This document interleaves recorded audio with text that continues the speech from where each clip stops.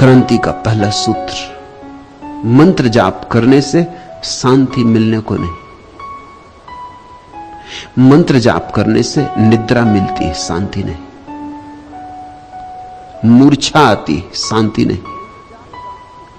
मंत्र जाप का उपयोग लौरी की तरह है, जैसे मां अपने बच्चे को कहती सो जा बेटा, राजा बेटा, सो जा बेटा, राजा बेटा, बार बार दोहराई जाती राजा बेटा, राजा बेटा, राजा बेटा।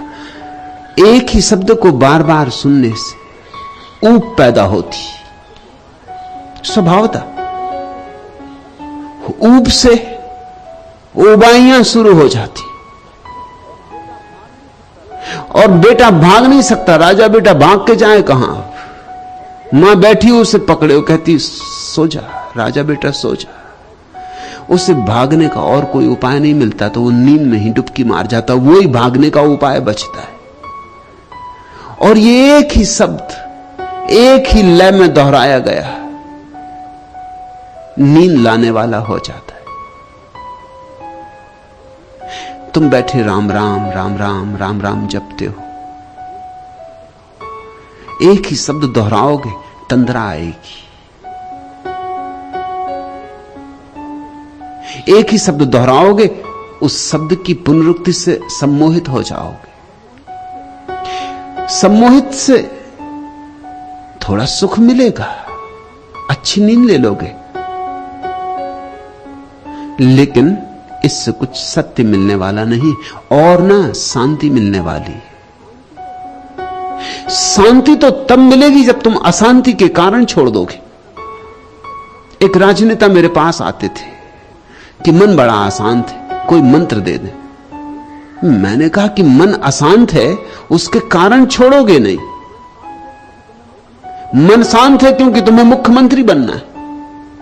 उन्होंने कहा बात तो आप ठीक ही कह रहे हैं, आज 10 साल से कोशिश में लगा हूं, लेकिन बस मंत्री पे अटक गया हूं। मेरे से पीछे आने वाले लोग जो न जेल गए कभी, न जिन्होंने कोई त्याग तपस्या की, वो भी मुख्यमंत्री हो गए। मैं अपनी सादगी की वजह से अटका हुआ हूं, इसलिए चित्त मेरा बड़ा अशांत रहता, नींद तो आती ही नहीं मुझे।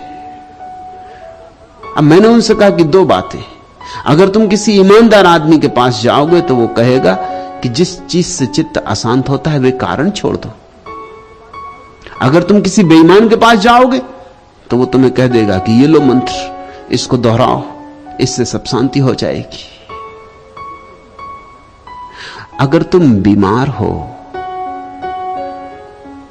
तो मंत्र दोहराने से धोखा ही पैदा होगा, बीमारी मिटेगी नहीं।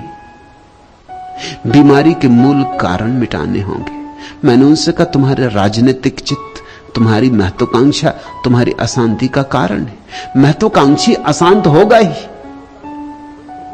महत्वाकांक्षी शांत हो कैसे सकता है? और अगर महत्वाकांक्षी शांत हो जाएगा तो फिर गैर महत्वाकांक्षी को क्या मिलेगा इस जगत में? फिर तो सभी महत्वाकांक्षी को मिल गया, पद भी उसको मिल गए, प्रतिष्ठा भी उसको मिल गई, धन भी उसको मिल गया और मोक्ष भी उसको मिल गया। फिर गैर महत्वाकांक्षी को क्या बचेगा? कुछ उसको भी बचने दो, बाहर का तुम संभाल लो, गैर महत्वाकांक्षी को कम से कम भीतर का तो बचने दो।